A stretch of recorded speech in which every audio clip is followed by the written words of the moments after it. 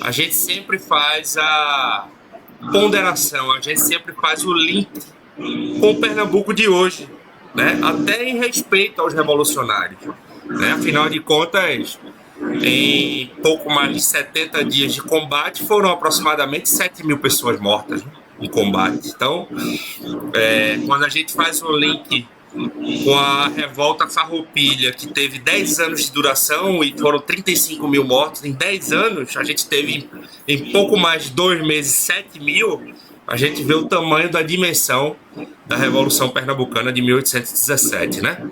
Então, vamos começar, meus amigos. Quero abrir esse debate aqui, convocando o nosso amigo Jorge, historiador.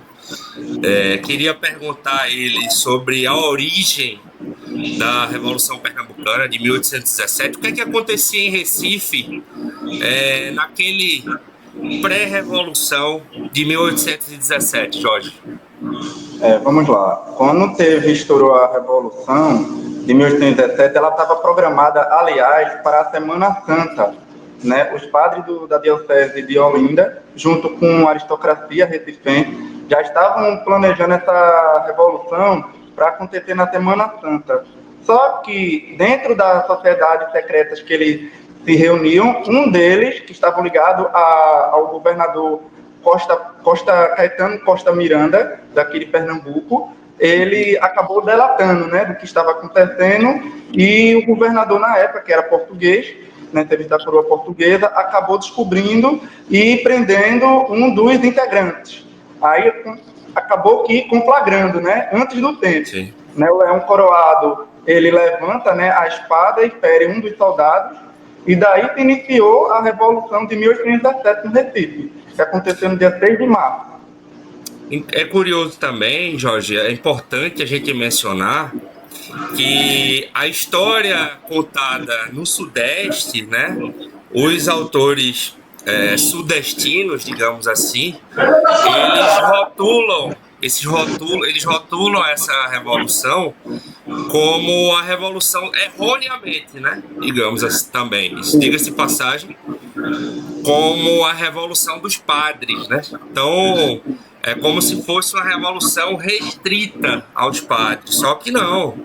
Tinha comerciantes, né, empresários da época, grandes empresários, senhores de engenho, militares, maçons. A maçonaria, ela estava interligada com a maçonaria na Bahia, no Rio de Janeiro. Eles também iriam aderir à revolução, né, na data correta.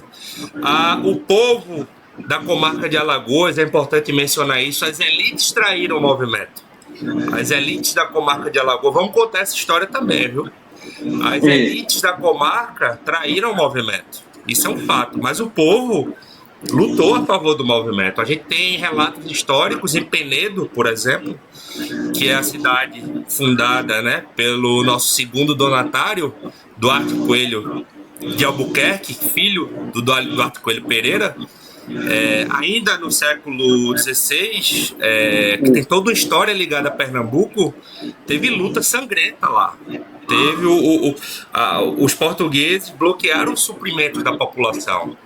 A população lá lutou a favor da revolução. A cruz que tem lá até hoje, eles lutaram, voltaram, viraram a cruz para Recife, né? Então a gente já começa falando disso. Além da Paraíba, do Rio Grande do Norte, que foram aliados imediatos à nossa revolução, a região do Crato, né, sob a liderança da Bárbara de Alencar e seus filhos, que já estudavam no seminário de Olinda. É importante também a gente mencionar, porque todo mundo fala assim, poxa, Alagoas traiu o movimento.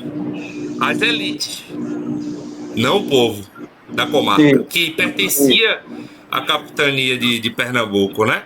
E um fato interessante também é que com o seminário de Olinda, né, o seminário de Olinda ainda no final do século XVIII, ali já era, na verdade, um centro de estudos sociais, um centro de estudos políticos, né? Já se aprendia filosofia, já se aprendia teologia, os ideais da Revolução Francesa começaram a chegar aqui em Pernambuco por lá também, né? Isso começaram a ser estudados por lá. Então, essa revolução, para quem rotula como a Revolução dos Padres, ela começa bem antes até de 1817, né? A chegada da coroa portuguesa.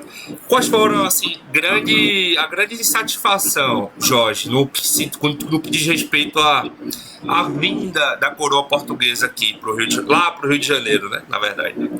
Na verdade, quando a família portuguesa fugiu, né, da Europa, ele fugiu da fúria de Napoleão Bonaparte, né, que ele queria fazer a França a nação de maior relevância política econômica da Europa, né? Então, para a monarquia portuguesa não perder a coroa, eles acabaram fugindo para o Brasil, instaurando aqui a capital, né? O Rio de Janeiro, ele passou a ser capital do reino de Portugal, Brasil e Algarves, que foi a única relato no mundo todo que uma capital saiu da metrópole e veio para uma colônia.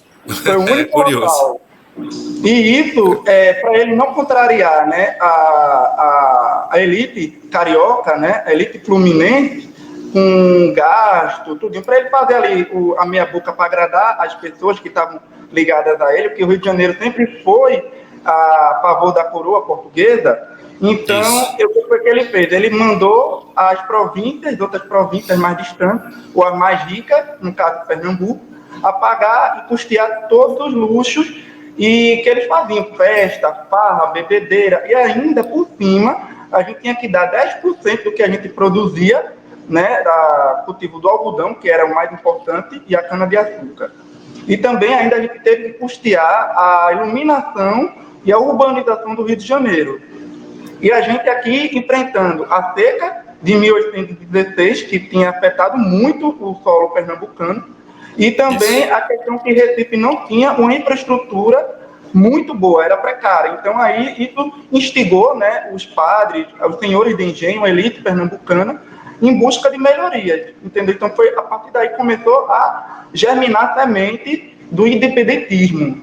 Aquela coisa de nacionalidade, entendeu? De não pertença, no caso, a Portugal, entendeu?